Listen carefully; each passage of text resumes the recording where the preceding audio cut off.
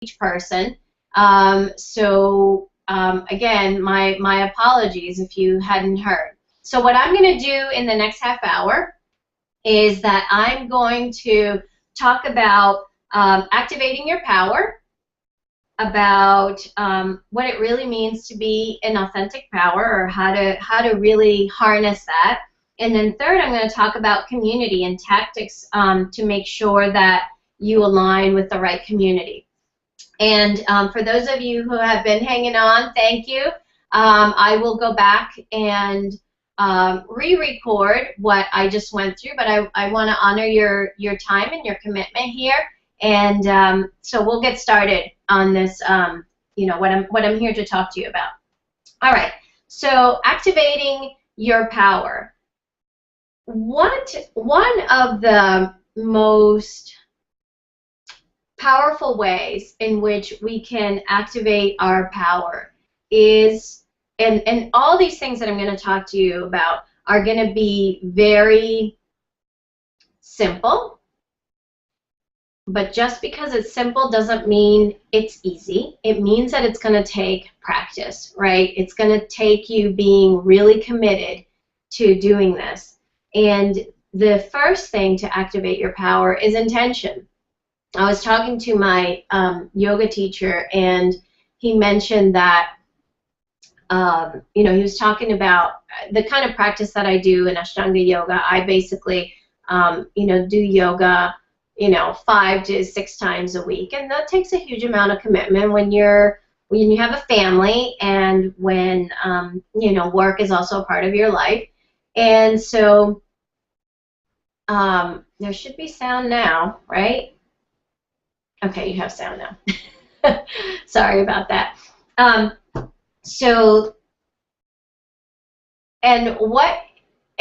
What gets in the way of this? So my intention is to connect with my body and to connect to my higher self through yoga.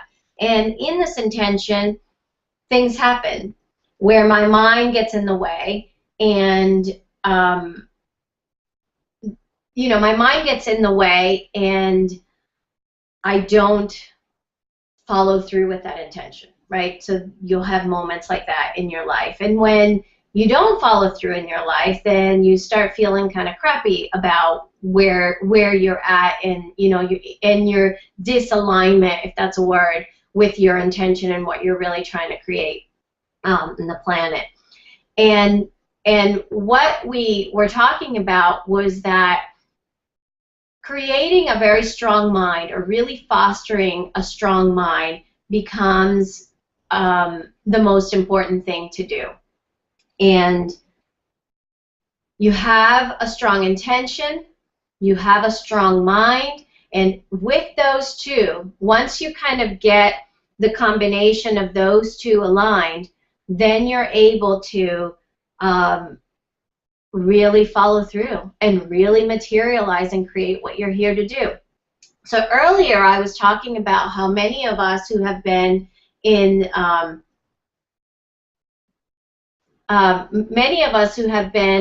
this conscious path have really worked on opening up our heart center and opening up our intuition, and also opening up our connection to the divine, right? And all this is really great. But think about that. It moves the energy upwards. And intention is about taking that energy, whether it's coming directly or through your intuition, and grounding it, right?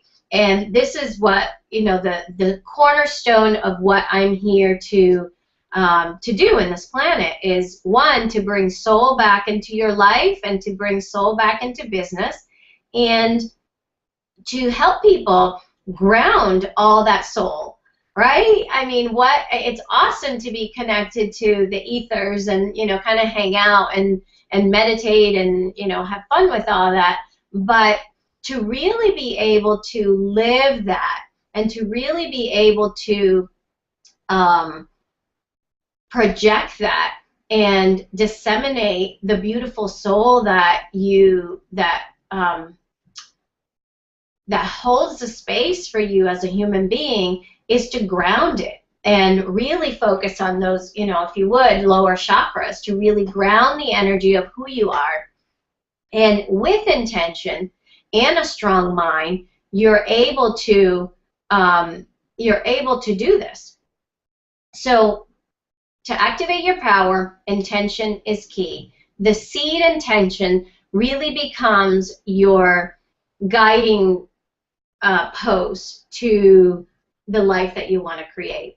If you don't have intention, it's very challenging to be able to thrive in life. You know, I have personally myself been in times in my life where I was just sort of like bopping around, and because I was connecting so much to this, and this felt so alive for me, but to not ground it was very distracting and very dissipating of my energy.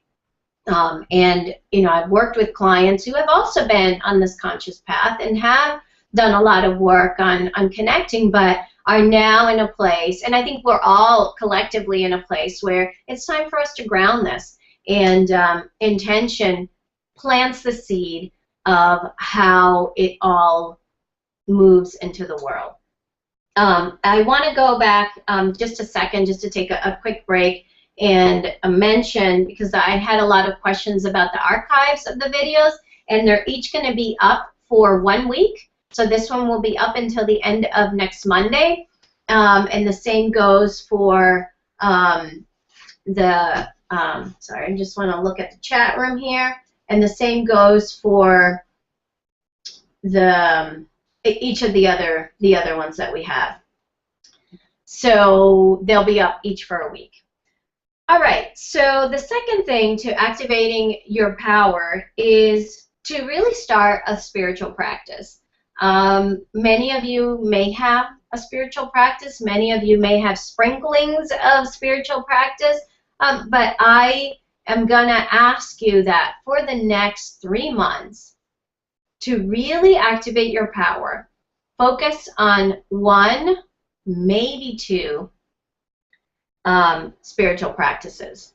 Something that in this moment, especially if you're listening to this live, especially in this moment, if 2 things kind of come up of, you know, these are my 2 that really work, especially as Asha's talking about really grounding and materializing my soul and my energy. Think of the 2 right now that you're really like connecting to. And I would say stick to that for the next 3 months and see how by intention and focusing you will be able to shift the energy into more alignment with, you know, for your life. The other practice that I want to share with you is of really rooting that lower chakra. So if you don't know about chakras, you know, there are these energy centers within our body that connect to, you know, perhaps our light body or our soul, some extension of our soul, and connect to the divine. And each of the centers, each of the areas of our body have a certain vibration or a certain purpose, almost as if they're parts of they're parts of ourself that hold a certain purpose. And the root chakra is usually the color associated with it is red, and there's a certain Sanskrit word and shape associated with this root chakra, and it has to do with work, money, position, you know, home, shelter. So these really basic needs. And I mean, I would say that 80% of the people, especially people who are in any kind of spiritual path, are have a pretty weak lower chakra, unfortunately. But that doesn't mean you have to stay there. So if you're struggling with money, if you're struggling with work, if you're struggling with, you know, a secure home, if you're struggling with any kind of basic need, food, safety, position, even position of who you are on this planet, then it becomes really important for you to have aside from your spiritual practice, to also have a very grounding practice to bring that that lower chakra into, like, really basically activating it. And if you're interested in a very easy method, I would love it if you sent me an email right now, and before the end of the day, I will send you a very groovy exercise to do to ground that. So my email is ashastories@gmail.com, and that's ASHASTORIES@gmail.com. And if you send me an email and just put on the title of the email, root chakra, I will know what you want, and I will send you the instructions. So again, I really think that's very important, and I've been seeing it lately. It's just become so clear to me that that it's time. It's time for us to ground our soul and ground our authenticity on this planet. And essentially, living an authentic life is really grounding our soul. Right. So now let's kind of move into the authentic power piece and the strategies on how to be in your authenticity. So the first thing is authenticity. What does that mean? It really means that play with the concept of who you are. Play with the concept of, it's almost like trying on different outfits. And as you try on different outfits, you know, kind of check yourself out in the mirror and you say, this works, this doesn't work so much. Hold on, I think there might be a question on the Hangout. Okay. Oh, there's a somebody saying that if you're having trouble viewing, to refresh. So I'm just going to type that in. So, all right. All right. So anyway, so where were we? Okay. So trying on different outfits. So try on different outfits and see, you know, check yourself out in the mirror, kind of see, does this fit me? Does this not fit me? Well, first it's like, does it look good on me, right? Is this kind of settling in right? Is it the right color? Is it the right texture? Is it the right personality for who I am? And do I need to, is it almost there? And if it's almost there, what else do I need to do to kind of make it more me? And so the only way for you to know what your authentic self is to practice, to kind of go out there, begin to test it out on your friends, begin to have honest conversations about, you know, who you are, who you think you are, and, you know, put yourself out there a little bit more. And in alignment with that is the tune into your truth. Now, this may seem like a no-brainer, like, of course, I tune into my truth all the time. Well, you know what happens is I think sometimes we take on society's point of views, we take on our family's perspectives. Sometimes we, you know, if you believe in reincarnation, sometimes it can mean that we're playing out old karmas. And for very sensitive people, it can mean that you're picking up on other people's energies. And when you pick up on other people's energies, that line of what's mine and what's theirs begins to be, or is very blurry, and it's really hard to tell what's mine. So just even asking that question of what's mine and what's somebody else's. I have a daughter who is very, very sensitive and, you know, almost, I mean, I don't know, almost psychic, I guess. She, from an early age, reads people's minds. And talk about confusing, right? Like, if you know what people are thinking, if you know what people are feeling, it's and you know, and this is kind of how your experience has been your whole life. It's really hard to be able to separate one from, like, yourself from their thoughts, right? Because you have your thoughts, but if you've always grown up with just having other people's thoughts come into your brain, then that can be a very confusing thing. Another thing that happens is that when people do begin a spiritual practice to really strengthen their connection to their soul, is that they become more intuitive. And so by becoming more intuitive, you become more sensitive and sensitized to other people's energies and how other people engage in the space, right? So maybe that's an easier transition into defining what's mine, what's theirs, than, you know, say, like the scenario of my daughter, who just has always been this way. So for you, it's been that intuition has been a gradual thing. Then you may start picking up certain thoughts or picking up certain sensitivities that you were not used to before. So it may be easier for you at that point. But again, asking that question, what's mine, what's theirs? Third, I love this one because I think it really taps into our sense of adventure. And I think so much of our being a human being is about tapping into adventure. I know that the audio was not on earlier when I was talking about how I went on my husband and I took our two kids a few years back on a road trip from Boston to Central America.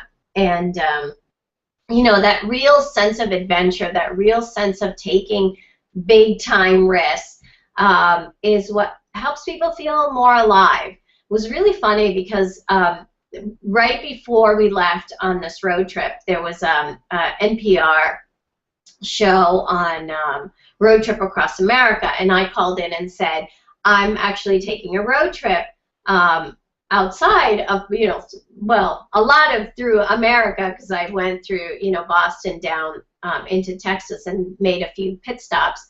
And part of and so anyway, I called in and said I'm taking this road trip, and it's really about, what I want my children to connect to is the sense that they're citizens of the world, like not just citizens of this country, but citizens of the world. And that was a big motivator for us to take the road trip. And this sense of adventure really connected us to who we were individually and who we were as a couple and who we were as a family unit, and really established this microcosm of our energy and how we really bond and move through challenges in a togetherness way. So this next one is about being bold and taking risks in your authenticity. I know it can be scary. Believe me, I know it can be scary. I was trained as a scientist, and I went into business pretty much soon after realizing that I just could not be in a lab. I was a molecular biologist, and that was just not who I was. So I really liked being around people, and I went into the business side of, sales and business development. And so I had a very very pragmatic, very linear kind of way of thinking and life, and I had surrounded myself with people who were in that space of tapping into what they see and not really tapping into what they don't see, the unseen loving forces, as I call them. And so taking risks requires us to step outside of our comfort zone. And, sometimes it can be big and bold and make a big splash, and sometimes it can be gentle and almost like you're tipping your toe into the water and kind of testing it out, right? Just a little bit.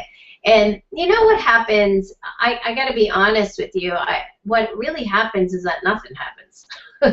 I mean, most people, I guess some people may freak out on you, and I mean, that's okay. It's okay to allow certain people to freak out on you. When you change, we have to give space for other people to also adapt to the change so that they can change if that's required, or they can leave, or really stay committed in the relationship or the friendship. And when I say nothing happens, I mean nothing really bad happens by you being bold and taking risks in your own authenticity. But what does end up happening for you is that you become empowered. Like, you empower yourself when you step outside your comfort zone and you show yourself that you are more of who you are, and that you can express it and voice it and really ground it. When you take those risks, you show yourself that you are way more expansive than you give yourself credit for. So that I invite you to do. I invite you to do that today. I mean, the day has just begun. So I challenge you to this little adventure, and make it a game. You know, it doesn't have to be this like, oh my gosh, I'm, gotta do this thing. Just make it a game where you're gonna test out, you're gonna test the waters of your authenticity and put it out there in a little bit of, in a little way. I don't know if you guys are familiar with, Instagram as a photo social media tool. But I really love this. I really love it. So if you're on Instagram, come and follow me, Asha Ramakrishna. I love it. And I think why I love it is because there's no, I don't know, it's just very clean. It's a very clean system. I can, follow who I follow, and I love it. But what I also love is that it allows people to express themselves, to really put out who they are through images. And I mean, you guys probably know that my husband's a photographer, and so I obviously there's a part of me that really believes in capturing images. I'm looking at the pictures of a hike we did in New Hampshire in the White Mountains. That's up there, and yeah, images are a powerful way to capture a moment. But they're also a powerful way to capture who you are, and to get to express that on a continuous basis and see that it's not a big deal if you do something that's a little wacky. Like for me, it was, sharing the Andara healing crystals, or healing rocks, which if you go to YouTube and you subscribe, or you go to my YouTube channel, Asha Ramakrishna, there's a theme here. My name, that if you go there, if you look for Erica Rock and Andara's, you'll see this interview that I did, and that was so outside my comfort zone. But what ended up happening, I mean, I really followed my intuition with that, and what ended up happening was that I, felt empowered by it, and I felt like, it's not a big deal. Like, I didn't have all these people unsubscribe from my list or anything like that. And in fact, I probably had more people become curious as to the work that I do, and wanting to get to know me and wanting to work with me actually too. So be bold and take risks. Okay, but what's going to happen when you do that, which this is kind of important here, is that when you take these risks, a lot of fears and anxieties are going to surface. I mean, that's the reality of it. There's so much work that we could be doing together about fears and anxieties. I can tell you that fears and anxieties rule a lot of people's lives, myself included in the past. And when you make the commitment to not live that way, when you make the commitment to tap into your soul, align with your soul, and ground your soul to this body, this existence, this life that you're leading right now, when that becomes your guiding, and when you really set intentions, as we talked about earlier, from that place, the fears and anxieties begin to quiet. Okay? They begin to quiet, but you have to be committed to it. And you have to be committed to allowing them to surface and allowing them to pass by and allowing them to not be the center point of who you are, allowing them to not belong to you. Now you can experience them. You can, I'm not a big proponent of denying things. In fact, I'm the opposite. I am all about acceptance. I am all about tuning into the whole of who you are, both the light side and the shadow side. And fears and anxieties are that shadow side, and they have very, very important information to share with you. And I think that if you guys are interested, I'd be happy to share more about that. I'm actually going to make a note to myself. I'll go through some exercises on dealing with fears and anxieties and how to not allow them to rule your life. Leave a comment on the chat if you would. Even after the video is posted, I'll still be able to see the chat and the chat questions, and just leave a comment and tell me that, yeah, this is something that you really want help with, and I'll go over that on the last call on Friday at 3 p.m. Eastern Time. And the last little bit, in the last few minutes that we have, and we're probably going to go over by a few minutes if it's okay with you, the last part, this whole summit has been, the two themes have been authenticity and community. And why I focused in on that, if you saw the videos, you know that this phrase that I've been using is, in order to have what you want, you have to know who you are. And knowing who you are is the beginning intention, right? The next intention after that is exercising and expressing and being bold in who you are.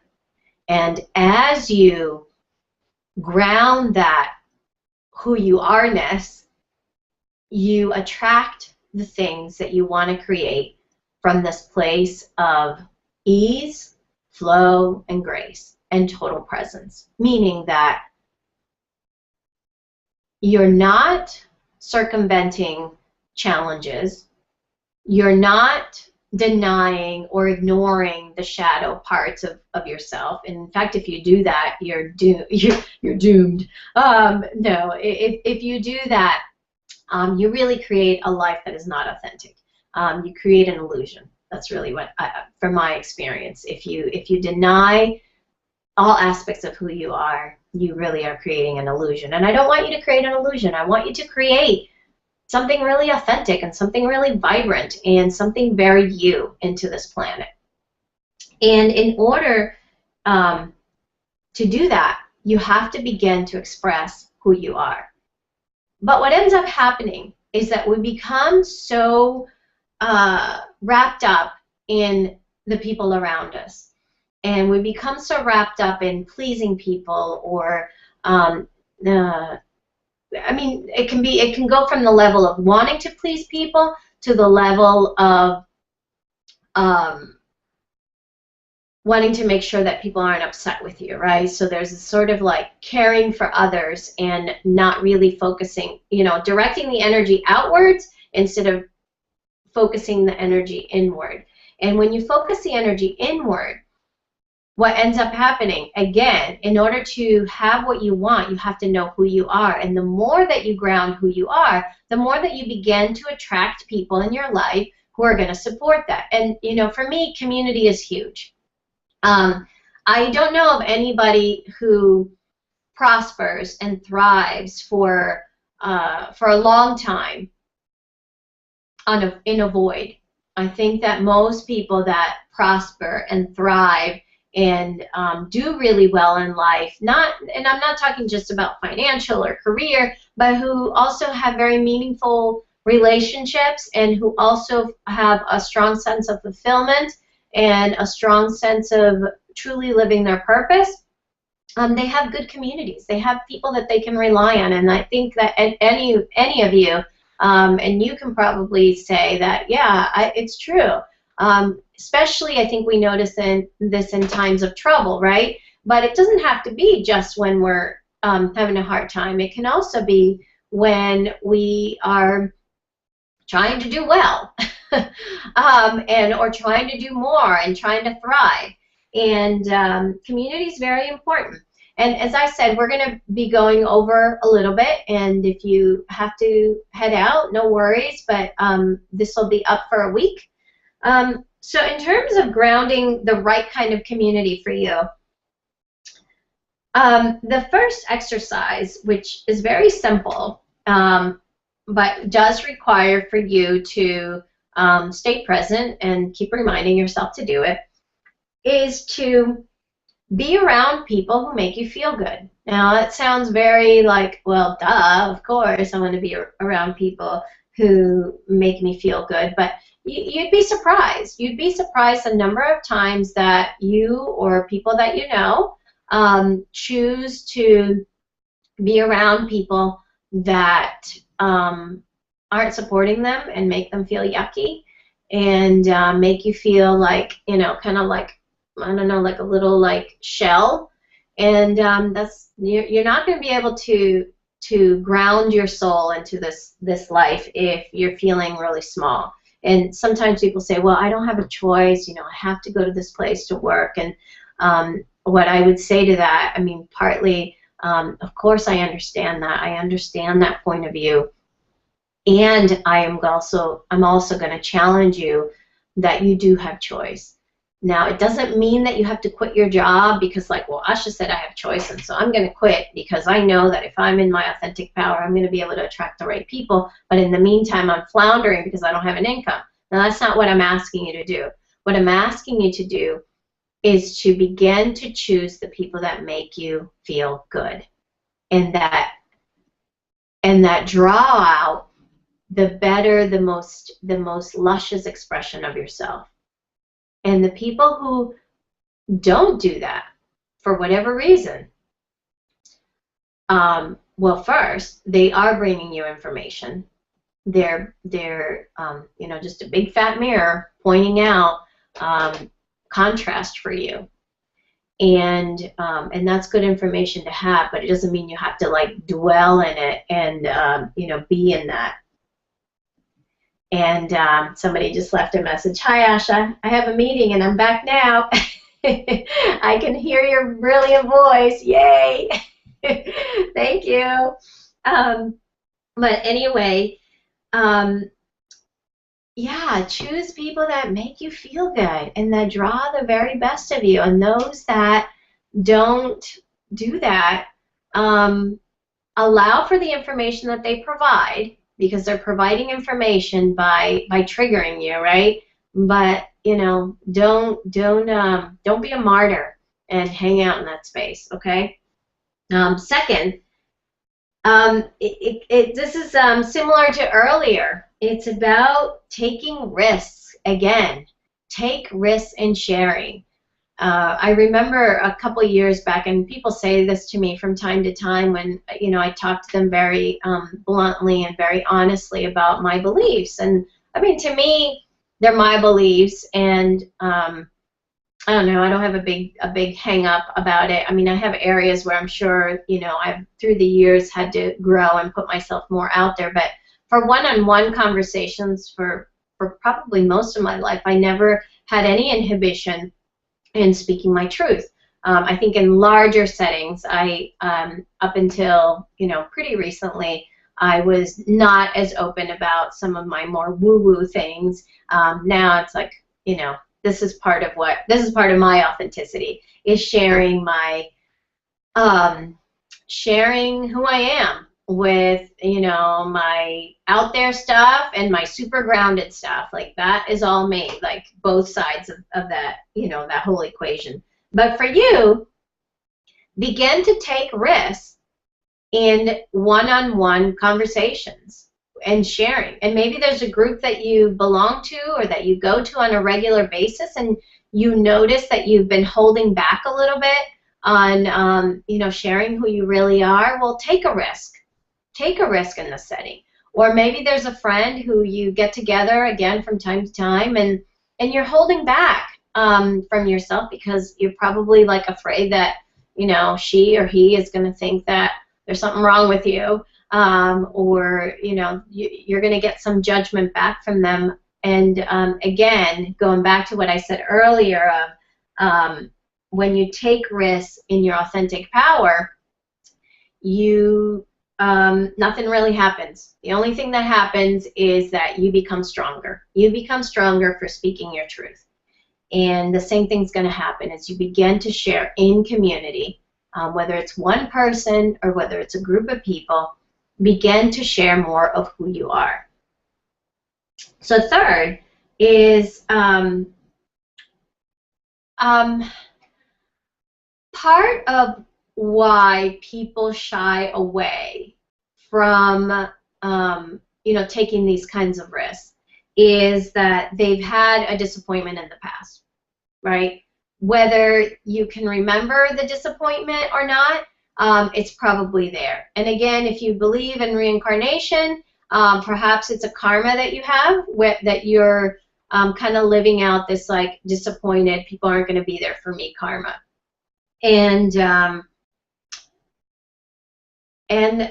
yeah, we're all disappointed. I mean, people screw up. People hurt us. We hurt people. People, you know, betray us. People do things that are not very nice, and sometimes they do it because they're not aware. It's like, you know, what Christ said, forgive them for they not know what they're doing. Sometimes people don't know what they're doing, but we take it so personally, and by all means, I get it. I mean, being hurt is a very real thing. I'm not asking you to not feel hurt. What I am asking is that you not ground that hurt and that pain and make it into almost a blueprint in your life, right? If you like attach on the blueprint of disappointment, and by attaching that blueprint to yourself of disappointment, you are feeding your fears and anxieties, and you know, I don't want you to do that, right? And I want you to feel. I want you to feel and sense the honesty of the sensation of disappointment and the sensation of not being honored. And in spite of that, I'm still asking you to take risks. Take risks with people and allow yourself to bounce back from disappointment. You have to. I mean, well, you don't have to. It's all a choice. You don't have to. Yet, if you go back to the beginning of what I said, in order to activate your power, you have to have very clear seed intentions. Very, very clear seed intentions. And if you're listening in and you haven't listened to you know, the earlier part of the talk, I recommend that you listen to this again, because that beginning part of setting very clear seed intentions is really the direction of your life. So if you have a very clear seed intention, it's important for you to make the choice to bounce back from disappointment. Okay, so that's my invitation. And then how you bounce back from disappointment. Again, I mentioned earlier that I'm going to be talking about how to overcome fears and anxieties on Friday, especially if you send me an email and tell me that you want to do that. So that's at ashastories@gmail.com. So if you send me an email and say, please do share how to overcome fears and anxieties, I will absolutely do that for you. That would be my honor and service to you. And I'll include in how to bounce back from disappointment. So I'm just going to take a note, take notes on that so that I remember to do that for you. But send me an email if that's what you want to do. And if you haven't been listening, if you weren't able to listen to the beginning part when I was talking about activating your power, that there's this really powerful exercise of grounding your root chakra.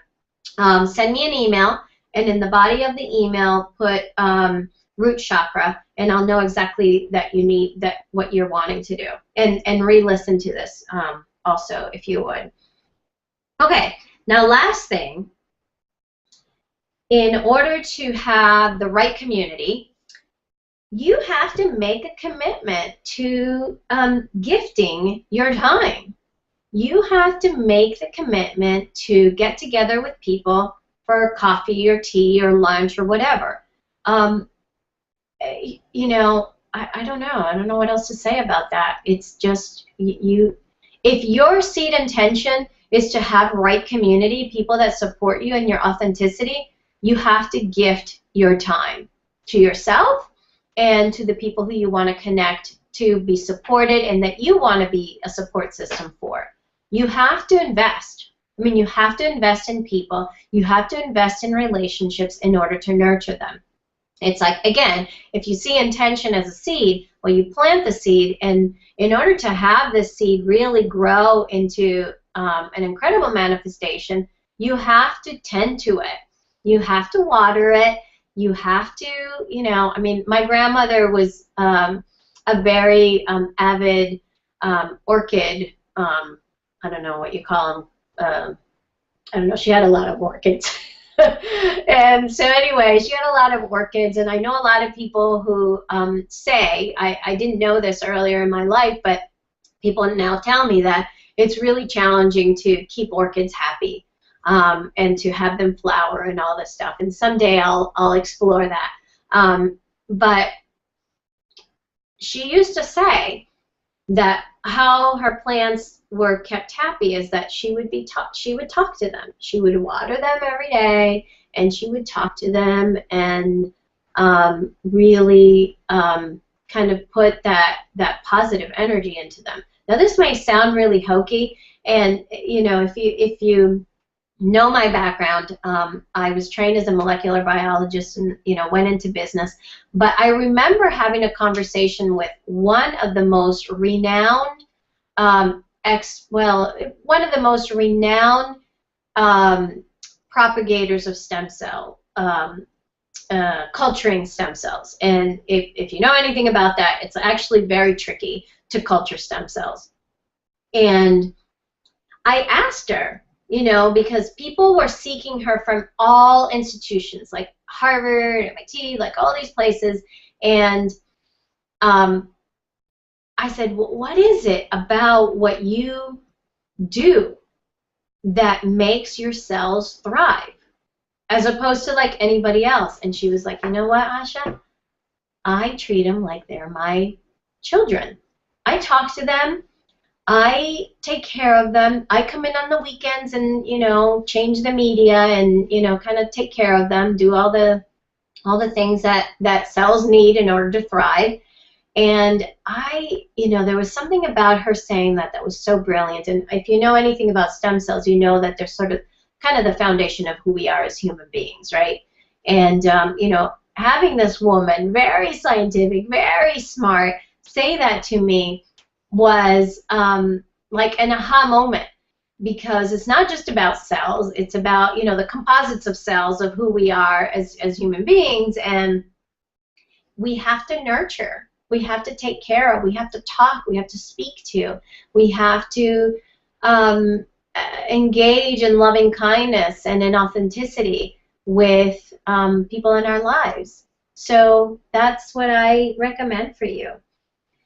So we are a little over time, and I just want to thank you for being here and for being a part of activating your authenticity and activating a year of community. And I hope, it is my hope and my wish that you have been able to get a lot out of this.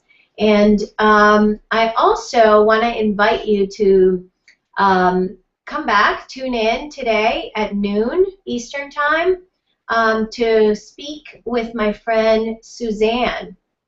Suzanne has come up with a system of tracking your cycle in order to know where you are and in your energy, in order to know where you, it's really interesting. It's a really beautiful book that she put together, and I mean, it's not only is it beautiful, it's like very easy to follow, and it's also very accurate. and I just started working with it, and just, I mean, I'm pretty, I'm pretty in tune with my body. I'm pretty in tune with my cycle and in relationship to the moon. But this really, her system's very, very precise. And she shows us ways to be able to track our hormonal rhythm to manifestation. Basically, like when to exert your energy out, when to retain your energy, and how not to force things, but to really honor where you are in your cycle for the sake of having, a life that is um, from a place of thriving and from a place of being authentic. So she will be talking to us in just 45 minutes. So I hope that you come back to that. Have a great rest of your morning, and I'll speak to you soon.